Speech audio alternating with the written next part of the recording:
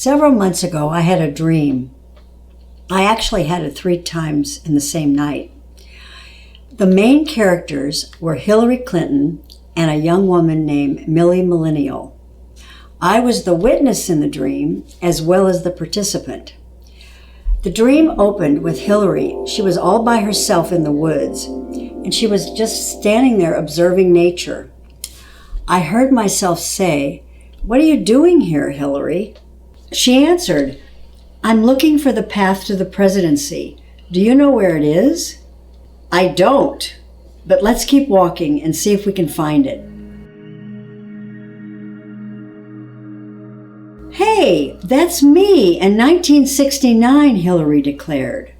"I know. It's when you gave your commencement address at Wellesley College when you graduated. You got a standing ovation. That must have been so exciting, Hillary. How did you feel about that welcome?" "I felt proud and pleased that I was honored to be chosen by my classmates to be the first ever student to give the commencement speech." "Would you say you were a liberal?" "By then I was, yeah. I started out in college as a Republican and was elected president of the Wellesley Young Republicans Club. During those anti-war years, I began leaning left. I organized the first teach-ins on the Vietnam War and campaigned for the Democratic candidate running for president, Eugene McCarthy. I was longing to find a way to contribute to the world." The dream morphed into a new scene, and we were facing a group of students. They looked so sad and gloomy, and I asked them, "Why all the gloom and doom?" And one student started to speak. "We want our candidate for president to..." "Yo, Hillary, wait up. I'm Millie Millennial. I have come from the future to guide you on your path to the presidency. Do you know where it is?" "Yes, I do. Follow me." "Do you know why those people look so down?" "Yeah, because you're not campaigning for radical change like Barack Obama and Bernie Sanders did. They want political revolution, and they want it now. Everything in our world moves at record speeds. They are leery of you, and they feel you are privileged, a part of the establishment, and you're not black, brown, gay, or poor. They just don't feel like you know what it's like to walk in their shoes." Hillary walked away and looked very sad and disappointed. Let's go a little further into the woods. There they are, finally. The path to awareness is the one to the left, and the path to the presidency is to the right. The path to the presidency is very treacherous, and the path to awareness is no piece of cake either. Hillary, if you walk down the path to awareness, there is the chance for both you and the millennials to understand each other better. If you go straight to the presidency, it may be a missed opportunity for all of us. Millie waved us toward the path of awareness. First, we're going to go back in time to see where it all started for women. By the time this boisterous crowd assembled, women had been fighting for the right to vote for over 50 years. Energetic suffragists went from town to town, city to city, talking, shouting, trying desperately to get the menfolk to hear their pleas for their civil rights. Kay, your maternal grandmother from Flat River, Missouri, was one of those independent fighting warriors. She was known to attend local suffrage league meetings wherever they were held in her town. I know she did. When I was young, she would talk about it all the time. She told me how she'd sneak out of the house so my grandfather didn't know where she was going. She felt it was so unfair that married women didn't have the same rights as their children did. She felt trapped and burdened to be a farmer's wife. She had to raise 4 kids. She did all the planting and maintained the vegetables for the family and did all the cooking. She made all the clothes for 6 people. She did the canning, the washing, all the domestic chores. I think, as most women of her age did, she felt like a second-class citizen. Millie went on to say, "Imagine how difficult it was to organize, meet in secret sometimes, plan marches, educate the public, and find the money to support these events. And the clothes they were cumbersome, they were hot, with layers of scratchy fabric down to their ankles. These courageous women were known to rally in all kinds of weather, when it was snowing, sleeting, and in scorching heat. Hillary, if you were alive during the suffrage movement, where would you fit into this crusade?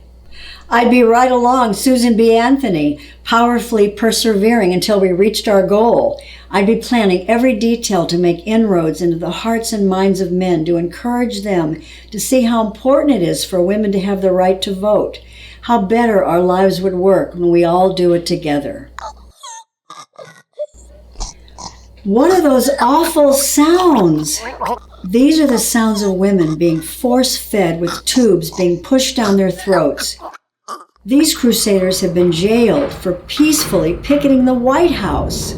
This night, guards beat and tortured 33 suffragist prisoners.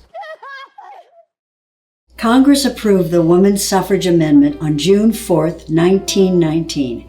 I know because it was the very day my mother was born. It was ratified a year later. The 19th Amendment to the United States Constitution prohibits any state citizen from being denied the right to vote on the basis of sex. Imagine it took 70 years and many decades of struggle to come to fruition.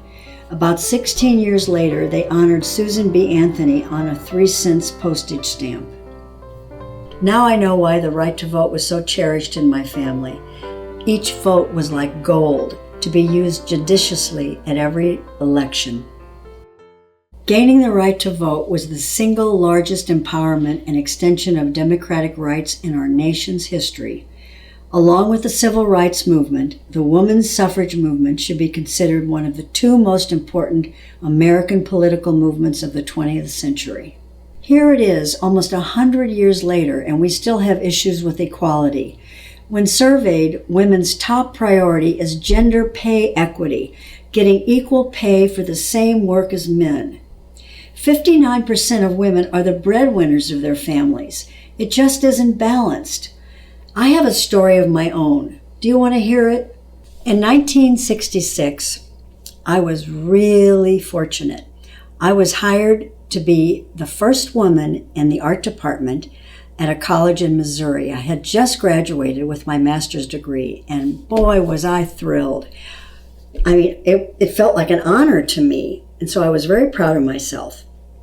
Well, the first week I was there, I met the other 2 guys that were hired at the exact same time. And we all had the same degrees, and had the same background, and we became friends. It was kind of fun, because we would socialize with their families, and also we would teach together and share information about what we were teaching. But I noticed something, that every time we'd go to a party or be at an event where they would talk about money, like salaries or anything like that, these guys that I was friends with would get very quiet, or they'd leave the room, or they would be real vague. And after being there 2 years, one of the wives pulled me aside at a party one day, and she said, Kay, I have to tell you something. It's something that's bothered me for years. I couldn't imagine what it was. She said, my husband, the woman that was telling the story, my husband makes a gross amount, these were her words, gross amount of money more in salary than you do. I didn't even get it. I mean, I was shocked. I said, how much more? She said, I don't know the exact figure, but it's 1/3 to 1/2 more in salary. She said, all the men make that. In this department, there were a total of 5 of us, 4 men, and I was the only woman. And apparently, I was paid 1/3 to 1/2 less. I was just devastated when I found that out. That would have been 50 years ago. I have been fighting all my life for women's issues, and I want to make sure that this one of paycheck fairness comes to fulfillment. Today, white women earn 78 cents for every dollar men earn, It's even worse for women of color. African American women earn approximately 64 cents and Latino women only 54 cents for each dollar earned by a man. We should promote pay transparency across the economy and work to pass the Paycheck Fairness Act. It's a bill I introduced when I was a senator to give women the tools they need to fight discrimination in the workplace. It will help secure equal pay for equal work for all Americans. It has been an uphill battle, but I will do everything in my power as president to see that bill succeed. In 2014, the Senate Republicans blocked the Paycheck Fairness Act. Democrats needed 60 votes to advance the legislation, but fell short in a 52-40 vote. Counting procedural votes, it was the fourth time Republicans have voted against the PFA since 2012. Sadly, Republicans put rigid partisanship before what's best for the people that elected them.